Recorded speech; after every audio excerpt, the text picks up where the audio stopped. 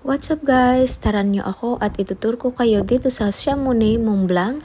At ito guys yung lola ni. Papunta na kami sa parking kasi nagbayad ako ng parking para maglagay ng ticket. Kasi ganun talaga dito. So ito yung small village ng Chamonix, Mont Blanc.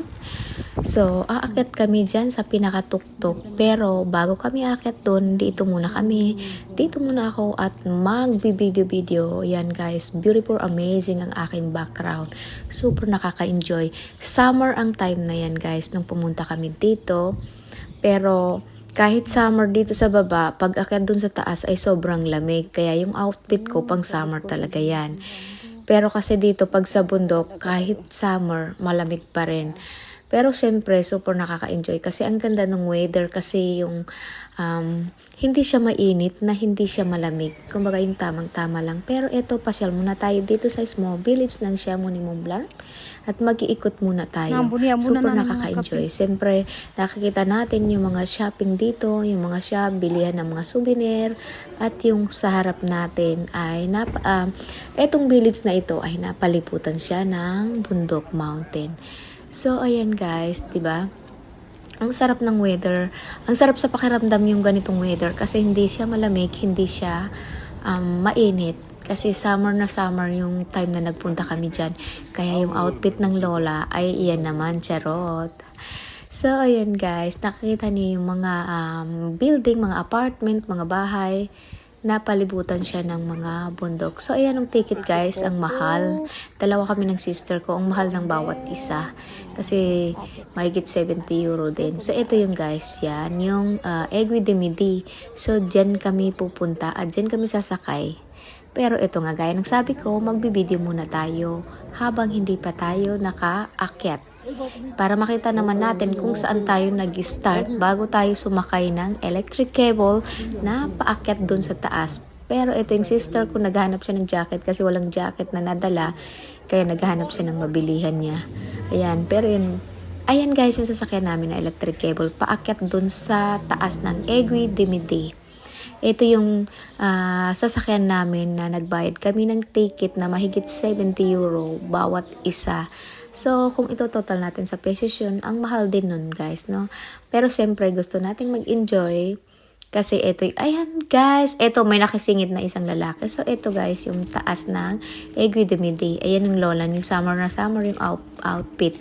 Pero malamig dyan sa taas, konti lang. So, ayan, tignan nyo, hindi ganun karaming snow dyan kasi summer siya. Pero kahit summer dito sa Europe, itong bundok na to sa taas ng Chamonix Mont Blanc or Aiguille de Midi ay ganyan pa rin. Marami pa rin snow at marami pa rin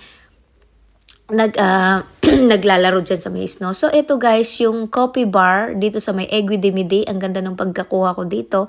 Nasa electric cable ako nung binidyuhan ko ito. Nasa taas. Sobrang ganda. May nagtatanong nga na ano daw ang gamit kong camera.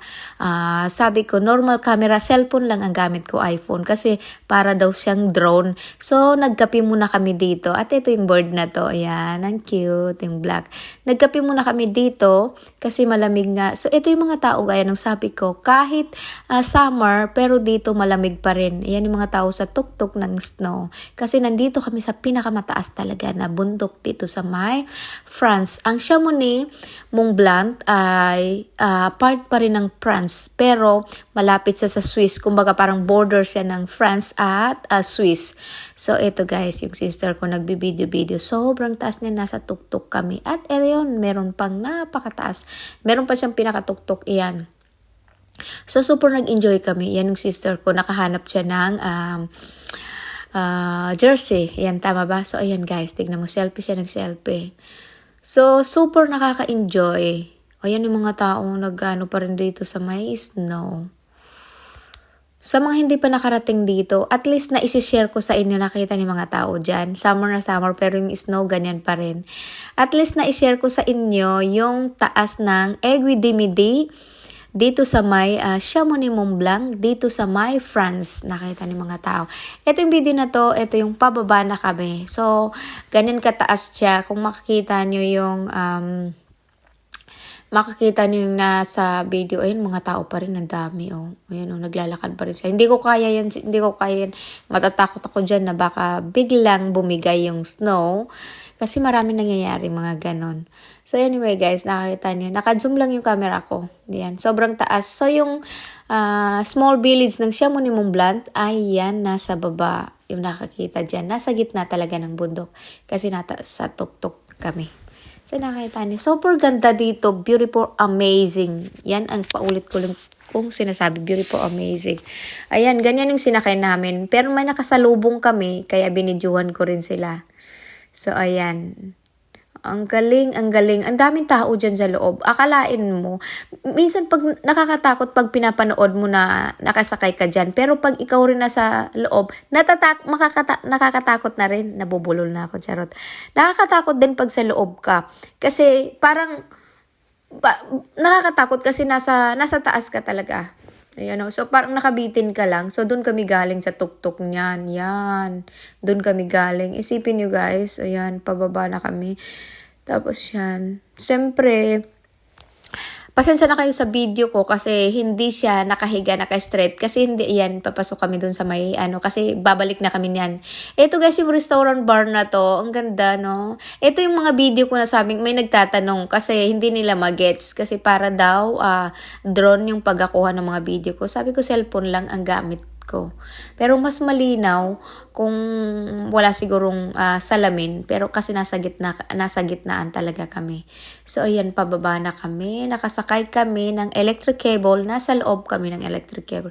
So ayan, nakakita niyo, ayan oh, pababa na kami at sobrang ganda. Pag sa baba, okay lang, walang snow kasi summer na summer.